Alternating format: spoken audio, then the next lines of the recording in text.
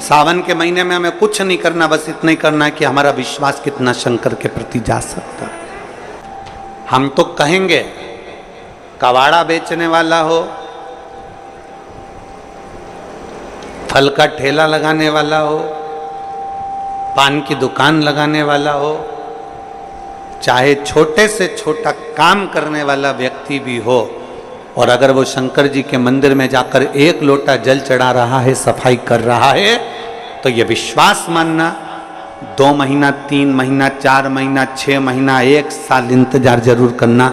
मेरा बाबा तुम्हारा वो जल चढ़ाने वाला हाथ एक दिन पकड़ लेगा और तुमको खींच कर आगे बढ़ा ही देगा, ये निश्चित है। थोड़ा समय लग सकता है, पर मेरा बाबा जिस दिन हाथ पकड़ेगा और खींचेगा, उस दिन सुख का अनुभव होगा।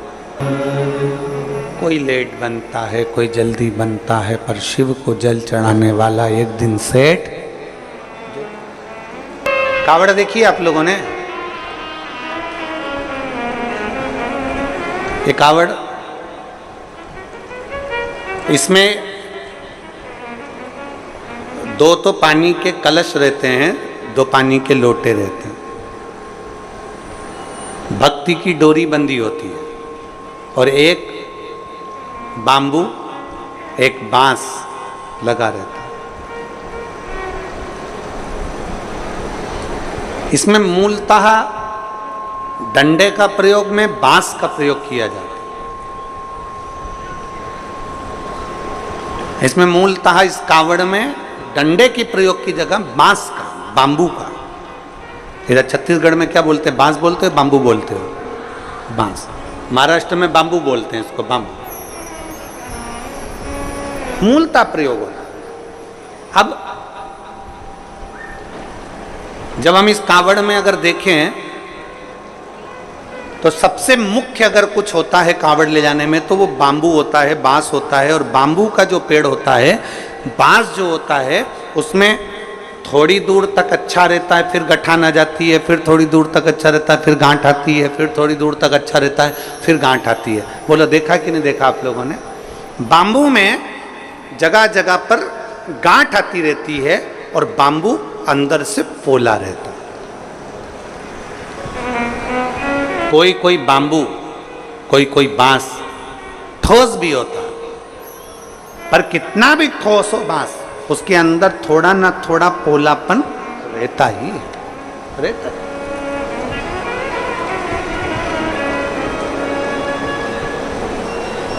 शादी में, विवाह में, जन्म में,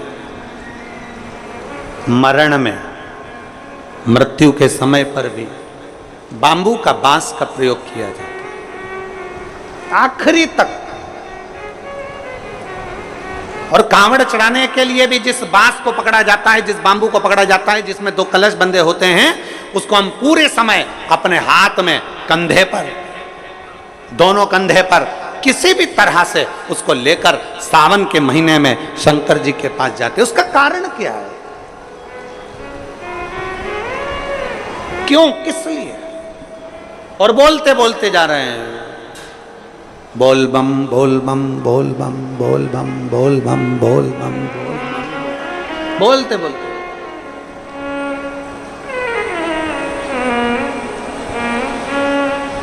एक श्रीमद् भागवत कथा सुनी आप लोगों ने? जम के बोलो जरा, जम के। सबने सुनी है भागवत जी? भागवत जी में एक प्रसंग आता है कि धुंधकारी बांबू के अंदर, बांस के अंदर जाकर बैठ जाता है। 7 दिन की कथा होती है। 7 दिन में धुंधकारी फिर वो बांस के 7 गांठों में से बाहर निकल जाता है और उसकी मुक्ति हो जाती है, उसका मोक्ष हो जाता है।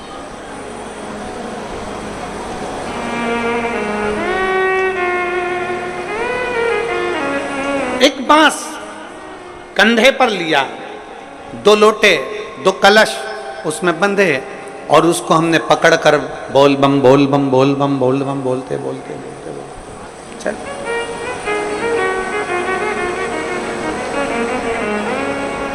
आखिरी में हम जो बांबू पकड़े हैं, जो बांस पकड़े हैं, वो बांस की महत्वता सावन के महीने में क्यों हो जाती है? क्यों कावड़ बांबू पर ही बांध कर ली जाती है? उसका कारण क्या है? उसका केवल एक कारण है, हे देवाधिदेव महादेव, इस बांबू में गांठें हैं। और सरलता में जाइए, देखो बहुत बहुत सरलता में जाइएगा। हमारे भारत की भूमि के जो जगत गुरु शंकराचार्य जी हैं, वो भी अपने हाथ में दंड रखते हैं, वो भी बांबू, वो भी बांबू, वो भी बांस।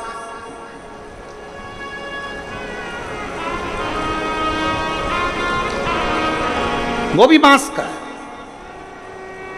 कंधे पर कावड़ ली और कावड़ लेकर जब हम चले, हम पकड़कर बोल बम बोलते बोलते जा रहे हैं, उस कावड़ के डंडे को पकड़े हैं और आखिरी में शिव जी के मंदिर में जाकर भगवान शंकर को जल अर्पित करते हैं। और जल अर्पित कर कर हम जब वापिस अपने भवन की ओर आते हैं तो देव अधिदेव महादेव के उस भाव में भगवान शंकर की भक्ति कहती है, शिव महापुराण की कथा कहती है। वो बांबू जिसमें बहुत सारी गांठें हैं और वो गांठें स्वयं शिव शंकर की कथा कहती है। जिस समय पर हम दोनों हाथ में कावड़ के लोटों को लेकर जल लेकर भगवान शिव को समर्पित करते हैं, दो हाथ हमारे जल से भरे होते हैं और बांबू नीचे रह जाता है। उसी समय पर शिव कथा कहती है कि जैसे बांस की गांठें बहुत होती हैं और वो गांठ टूटती नहीं है, पर महादेव के चरणों में जैसे दो लोटा जल पहुंचता है, हमारे जीवन की सारी गांठें टूटती चली जाती अपने आप। कई लोग छत पर देवघर, बाबा धाम, हाथ उठाओ जरा, जाते हैं?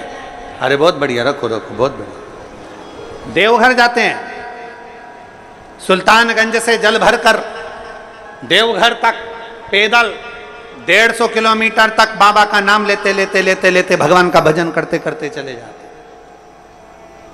उसके दरवाजे तक पहुंच गए, जल महादेव पर चढ़ा कि नहीं चढ़ा वो मतलब नहीं है, वो मूलता नहीं है, पर आप भगवान के दरवाजे तक जब पहुंचते हो,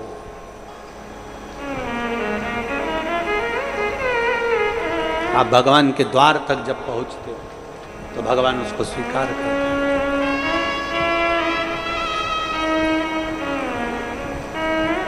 पहुंचते हैं हम उसके दरवाजे तक जब पहुंचेंगे तो सुख का अनुभव अपने आप होगा, अपने।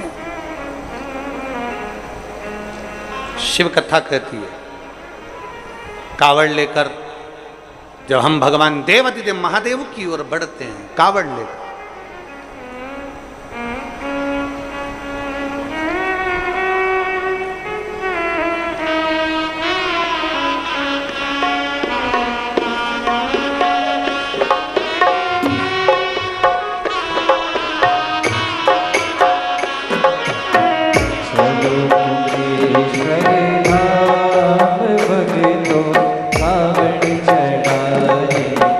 चलो कुबेश्वर धाम चल कर चलो कुबेश्वर धाम चल कर कावड़ चढ़ाए, चलो कुबेश्वर धाम कावड़ चढ़ाए मेरे भोले को रिझाए, कावड़ कावड़ चढ़ाए शिव शंकर को रिझाए, कावड़ चढ़ाए शिव शंकर को रिझाए। अरे चलो कुबेश्वर धाम चल के कावड़ चढ़ाए, चलो कुबेश्वर धाम चलो चलिए कुबेश्वर धाम चल के कावड़ चढ़ा, चलो कुबेश्वर धाम चल के कावड़ चढ़ाए।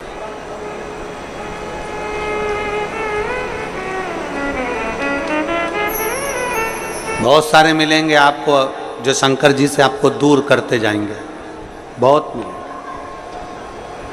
पर मेरा निवेदन, आपके घर के पास, आपके नगर में, आपके खेड़े में, आपके मोहल्ले में, आपके क्षेत्र में जहां शिव का मंदिर है वहां रोज जाओ, एक लोटा जल लेकर शिव के पास जरूर जाओ।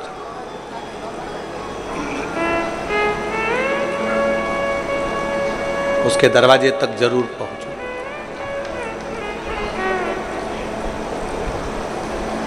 चौबीस 20,000 श्लोक का यह अपार समुद्र है शिव महापुराण की कथा। 12 संहिताओं में इसको बांट दिया गया है और 24,000 श्लोक की इस अपार समुद्र में से आप और हम बैठकर केवल 1-2 मोती निकाल पाएंगे, और उस मोती को भी अगर हमने अपने पास में रख लिया तो समझ लो कि हमारी जिंदगी सार्थक हो गई। ज्यादा हम नहीं निकाल पाए। शिव महापुराण में से मात्र 1-2 मोती, 7 दिन की कथा में से हमको वो अनमोल मोती निकालना है। वो मोती हमारी जिंदगी की सार्थकता को उत्पन्न करे। और जिसने 2 मोती निकाल लिए उसका जीवन सार्थक।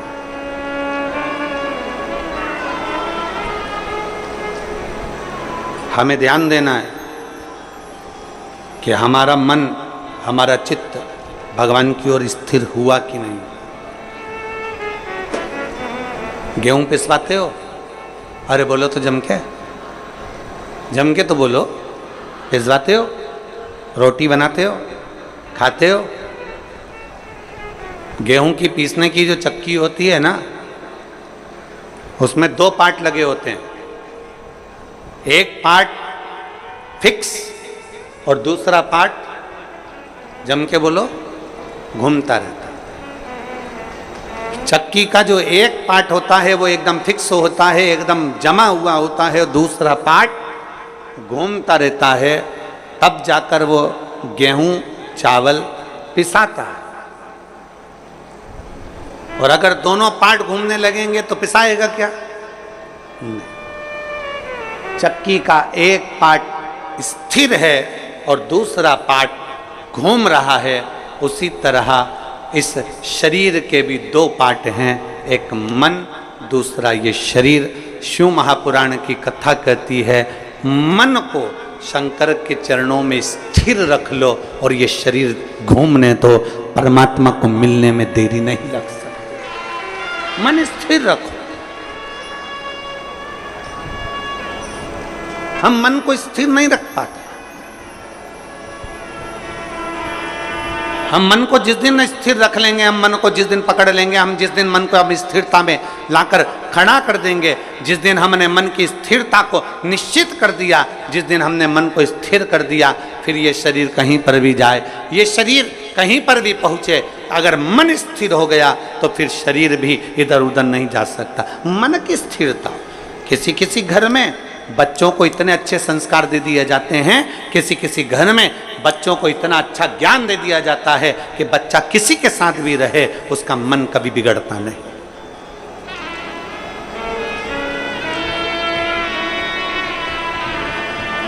वो बच्चा कभी नहीं बिगड़ता। कितनी सुंदर बात कही है।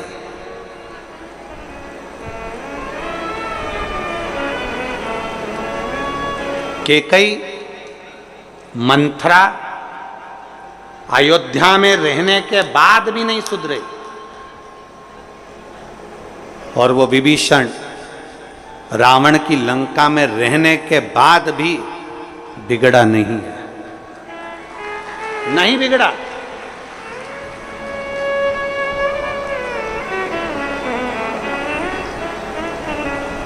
वो लंकापति रावण की लंका में रहने वाला वो विभीषण भगवान की विरल भक्ति में डूबा रहा, और उस मंथरा को इतना समझाया गया, मंथरा को इतना इतना कहा गया, केकई को इतना समझाया गया, माता केकई से इतना इतना कहा गया, पर वो सुधरने को तैयार नहीं, वो संवरने को तैयार।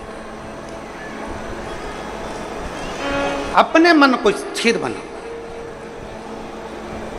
आपके बच्चों को बाल्यावस्था में जो संस्कार दिया जाए वो संस्कार इतना प्रबल होना चाहिए कि हमारे बच्चे, ये उसका शरीर, हमारे बच्चों का शरीर, हमारे बच्चे कहीं पर भी रहें, ये शरीर उसका कहीं पर भी रहे, मित्र कोई भी बने, दोस्त कोई भी बने, कहीं पर भी जाए, कहीं पर भी बैठे, किसी भी होटल में जाएं, कहीं पर भी बैठें, पर तुम्हारे घर के संस्कार की मूलता इतनी प्रबल होना चाहिए, तुम्हारे बच्चों का मन इतना स्थिर होना चाहिए कि नहीं, मेरे पापा के संस्कार ऐसे हैं, मेरी मम्मी के संस्कार ऐसे हैं, मेरी महतारी के संस्कार ऐसे हैं, मेरे पिता के संस्कार ऐसे हैं, मैं अपने पिता को धोखा नहीं दे सकता, मैं अपनी माँ को धोखा नहीं दे सकती, मैं गलत जगह पर भटक नहीं सकती, मैं गलत जगह पर जा नहीं सकती। यह हमारे मन की स्थिरता बताती। भगवान शिव की कथा कहती है, सावन के महीने में विश्वास के साथ में जो हम भगवान की कावड़ लेकर जाते हैं, उसमें जो डंडा लगा होता है वो बाम्बू का होता है, उसमें भी गांठें होती है, वो गांठें खुल जाती है। कहते हैं शिव के नजदीक जैसे जैसे पहुंचते हैं वैसे वैसे हमारी जिंदगी की गांठें खुलती चली जाती। शिव महापुराण में एक देवराज नाम का ब्राह्मण, महात्म में कथा थी, एक देवराज नाम का ब्राह्मण, ब्राह्मण कुल में जन्म जरूर ले लिया पर ब्राह्मण जैसा कर्म नहीं कर पाया।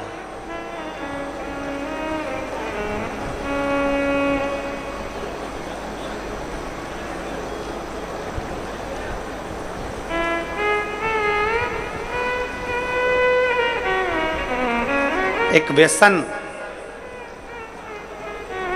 एक वासना, एक निंदा। ब्राह्मण भले ब्राह्मण कर्म कर रहा है कि नहीं कर रहा है, शास्त्र पढ़ रहा है कि नहीं पढ़ रहा है, वेद पुराण पढ़ रहा है कि नहीं पढ़ रहा है, भगवत भजन कर रहा है कि नहीं कर रहा, मूल वो नहीं है। व्यसन, वासना और निंदा। ब्राह्मण अगर ये तीन चीजों से दूर है, कौन कौन सी तीन चीजें, जम के बोलो जरा। पहले नंबर पर है व्यसन। कोई गलत व्यसन में तो नहीं पड़ा है, मांस मदिरा गलत चीज, कोई बहुत मालूम पड़े व्यसन में डूबा रहता हो तो ऐसा ब्राह्मण की मूलता नहीं। व्यसन, वासना, पर स्त्री को मां के तुल्य देखे, पर कन्या को बेटी के तुल्य देखे, उसके नेत्रों में कहीं वासना ना हो। एक व्यसन, दूसरा वासना और तीसरे नंबर पर है निंदा। अगर कोई ब्राह्मण के कुल में जन्मा है और वो निंदा से दूर है, बुराई से दूर है, किसी की निंदा नहीं करता, किसी के लिए अपशब्द नहीं बोलता, वो ये मान लेता है कि ये संपूर्ण ब्रह्मांड, संपूर्ण सृष्टि उस परमात्मा ने रची है, इसमें अच्छे लोग भी हैं तो बुरे लोग भी हैं, तो निंदा करने से कौन सा लाभ मिलेगा। तीन चीजें अगर ब्राह्मण के पास में है, एक व्यसन से दूर, दूसरा वासना से दूर, तीसरा निंदा से दूर अगर कोई ब्राह्मण है तो समझ लेना वो सारे वेद और पुराण का शास्त्री है, वो मर्मज्ञ। उसने भले वेद पढ़े कि नहीं पढ़े, शास्त्र पढ़े कि नहीं पढ़े, पुराण पढ़े कि नहीं पढ़े, मालूम नहीं, उसने कभी पूजन करी कि नहीं पता नहीं, उसने कभी मंत्र जाप किया कि नहीं पता नहीं, उसने कभी संध्या करी कि नहीं पता नहीं, पर जिस ब्राह्मण, जो ब्राह्मण व्यसन से, वासना से और निंदा से दूर रहता है, समझ लेना वो ब्राह्मण वेद और पढ़े हुए, शास्त्र पढ़े हुए ब्राह्मण के तुल्य होता है। व्यसन से दूर रहे, वासना से दूर रहे और निंदा से दूर रहे।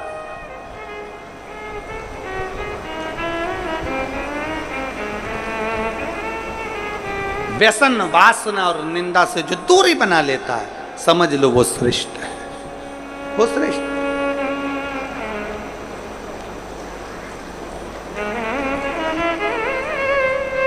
आज के जमाने में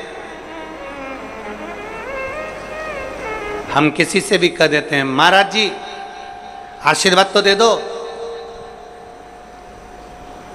अगर चतुर महाराज होगा, चतुर होगा, तो वो कह देगा मेरे आशीर्वाद से क्या करना, तुम्हें अगर आशीर्वाद लेना है तो अपने घर के बुजुर्गों का, माता पिता का और परमात्मा का आशीर्वाद लेते रहो, जिंदगी सार्थक हो जाए। कह दे।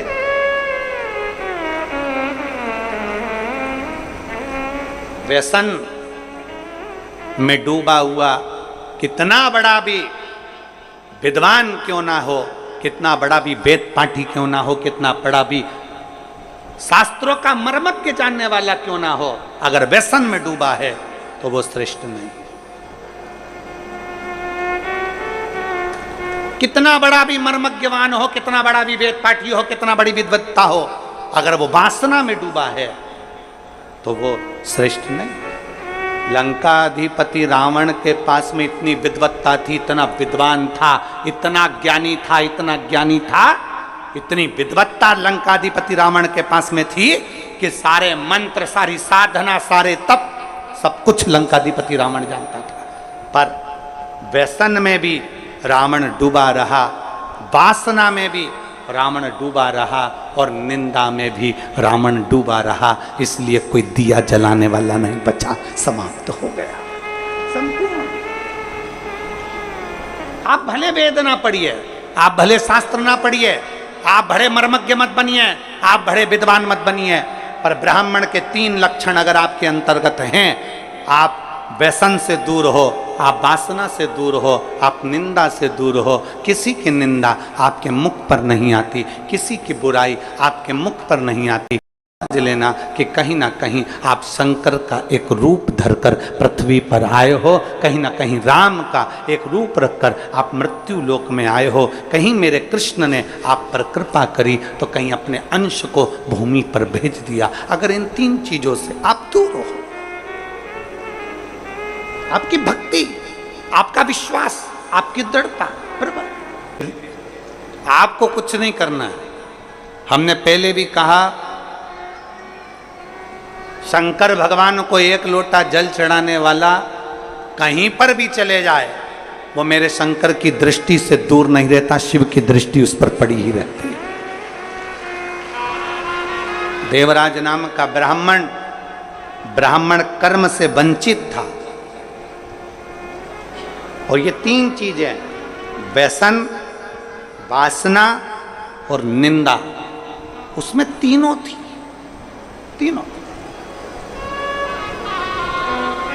वो व्यसन में भी डूबा रहता था, वासना में भी डूबा रहता था और निंदा में भी डूबा रहता था। एक बहुत सुंदर बात शिव महापुराण की कथा कहती है, कोई निंदा करने वाला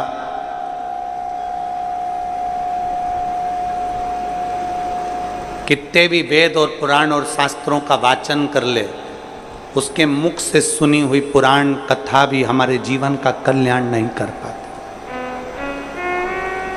व्यसन और वासना में डूबे हुए व्यक्ति के मुख से कितना भी प्रवचन सुन लो, वो हमारा कल्याण नहीं कर सकता,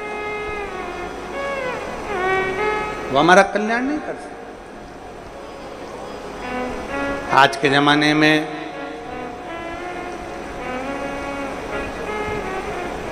डुप्लीकेट ना जाने कितने सारे बाबाओं का ढेर लगा पड़ा हुआ है। सावधानी की बहुत जरूरत है, बहुत जरूरत।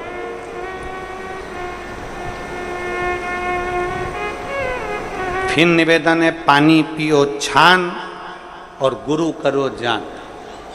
नहीं तो आज के जमाने में गुरु फिरे बाजार में, हमसे दीक्षा लो, नरक पड़ो चाहे स्वर्ग जाओ, माल हम ही को देव। आज का जमाना ऐसा हो गया है। आज के जमाने में तुम्हारे को कोई नहीं कहेगा कि तुम्हारा उद्धार हो रहा है कि नहीं हो रहा, कल्याण हो रहा है कि नहीं हो रहा, अविरल भक्ति प्राप्त हो रही कि नहीं हो रही, भजन मिल रहा है कि नहीं मिल रहा, स्मरण मिल रहा है कि नहीं मिल रहा, मंत्र जाप, नाम जाप, कीर्तन, शिव नाम, भगवान की भक्ति में डूब रहे कि नहीं डूब रहे, उन्हें कोई मतलब।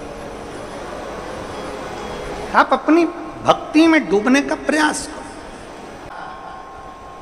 इंसान को गुरु बनाने से पहले अपने अंदर एक विश्वास प्रकट कर कर शंकर भगवान के शिवलिंग को छूते हुए ईश्वर को अपना गुरु बनाने का प्रयास करो, क्योंकि इंसान कब गड़बड़ कर जाए पता नहीं, पर ईश्वर कभी गड़बड़ी नहीं करता। वो जो रचता है वो श्रेष्ठ ही रचता है। ईश्वर को बनाओ। माया सबको भरमाती है, माया किसको नहीं पकड़ती। एक चेला और एक गुरुजी जा रहे थे, नदी में बहाव था। चेले ने गुरुजी से कहा, गुरुजी एक कम्मल बेरा है। कम्मल जिसको लोग रात्रि को सोते हैं ओढ़कर, कम्मल बह रहा है पानी में। गुरुजी ने कहा कहाँ है? वो देखो वो पानी में बह रहा है। गुरुजी ने कहा कम्मल तो अच्छा। चेला कहने लगा, गुरुजी जाऊं कम्मल लेने? गुरुजी ने कहा मत जा बेटा, कम्मल लेने के लिए क्या करना, अपने पास कम्मल की ढेरी लगी हुई है, क्या करेगा कम्मल ला के? नहीं गुरुजी, कम्मल लेने तो जाऊंगा।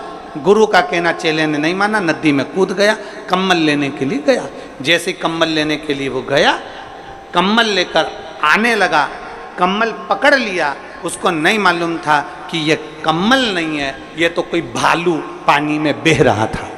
तो भालू ने उस शिष्य को पकड़ लिया, अब वो छोड़ नहीं रहा। गुरुजी घाट पे से चिल्ला रहे, बेटा कम्मल छोड़ दे। शिष्य चिल्ला कर कह रहा है, गुरुजी मैंने तो कम्मल को छोड़ दिया, पर कम्मल मुझे नहीं छोड़ रहा है। तो भालू ने पकड़ लिया, मैंने कम्मल को छोड़ दिया पर कम्मल मुझे नहीं छोड़ रहा है। बस यही संसार है। इस संसार में माया जब पकड़ती है तो किसी को नहीं छोड़ती है, चाहे वो कोई भी हो। इसलिए शिव पुराण कहती है, पार्वती जी ने शिव जी को गुरु बनाया था, गणेश जी ने शिव जी को गुरु बनाया था, नंदी ने शिव जी को गुरु बनाया था, लक्ष्मी जी ने शिव जी को गुरु बनाया था, नारायण ने शिव जी को गुरु बनाया था। सारे देवताओं का क्रम उठाकर देख लिए, सबने महादेव को गुरु बनाया। तो हम भी हमारे देवादिदेव महादेव का मात्र स्पर्श कर कर उसको गुरु बना सकते। शिव को स्पर्श कर, शिव का स्मरण कर।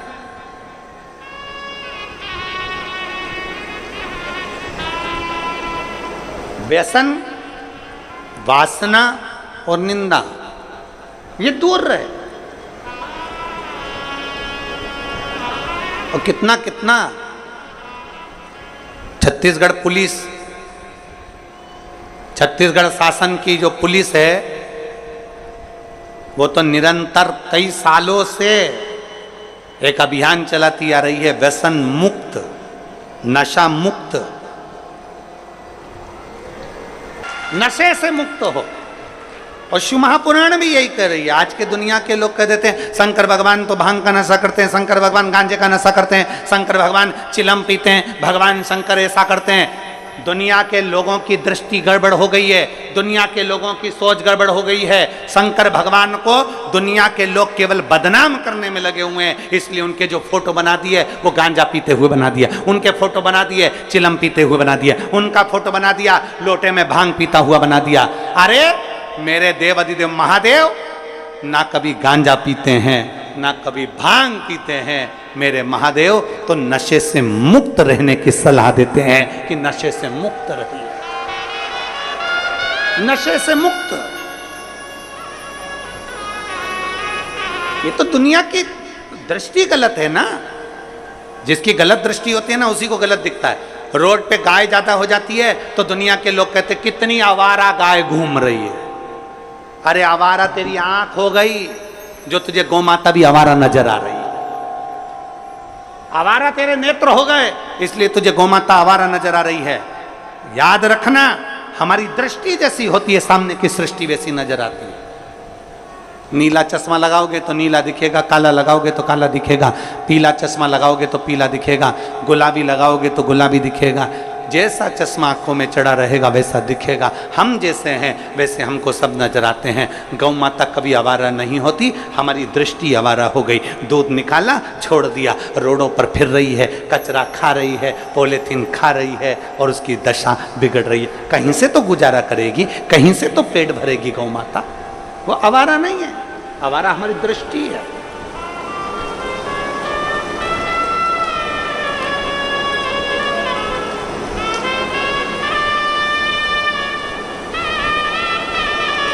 एक साधु था, मेरे शिव कभी नशा करने की आदत नहीं डालते, मेरे शंकर कभी नहीं कहते कि तुम गांजा पियो, मेरे शिव जी कभी नहीं कहते कि तुम भांग पियो, मेरे शंकर भगवान कभी नहीं कहते कि तुम चिलम पियो। मेरे शंकर भगवान तो कहते हैं कि नशों से दूर हो जाओ और भगवान की अविरल भक्ति के नशे में डूब जाओ। जिस दिन तुम राम नाम, कृष्ण नाम, शिव नाम के नशे में डूबोगे, उस दिन तुम्हारी जिंदगी स्वयं सार्थक होती चलेगी। व्यसन, वासना और निंदा, ये तीनों से ब्राह्मण को दूर रहना चाहिए।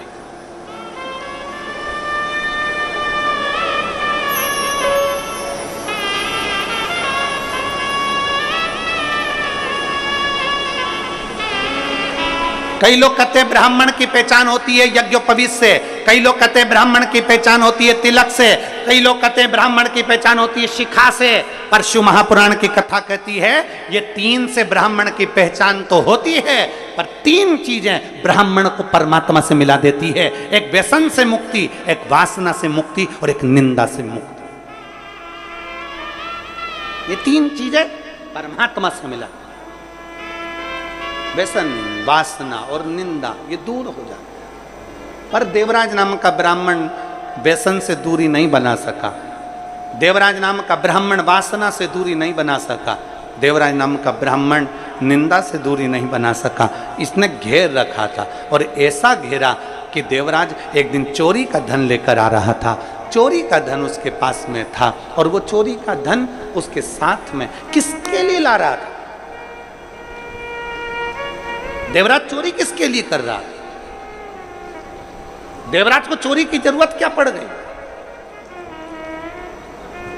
पेट भरने जितना तो मेरा भोलेनाथ सबको देता है,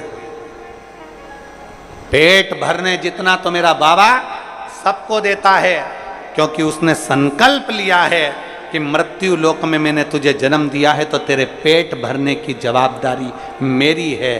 पर याद रखना, पेट भरने जितना मैं दूंगा, तेरा परिवार जितना बढ़ता चले जाएगा, उतना उतना तेरे धन की व्यवस्था में करते चले जाऊंगा, उतना उतना तेरे भोजन की व्यवस्था में करते चले जाऊंगा, सब कुछ मैं दूंगा। पर जब तू गलत जगह पर जाएगा, गलत सोच रखेगा, गलत दृष्टि रखेगा, तो गलत जगह से फिर धन आएगा और गलत जगह से धन आएगा तो वो तुझे बर्बाद कर दे, वो तुझे नष्ट कर दे। अपने हृदय से लगा लो, गिरा जा रहा हूँ, उठा लो भोले अपने दर से, अब तो ना टालो, गिरी जा रही हूँ, उठा लो। एक क्षण की भी शिव महापुराण की कथा यदि हमारे जीवन में उतर गई तो ये निश्चित है कि अगला सावन आएगा, तब तक मेरा भोलेनाथ आपको भी इतना बल प्रदान कर देगा कि आप भी शिव महापुराण के कथा के यजमान बन सकते हैं। बोल बम का नारा है, सारी समस्या का हल।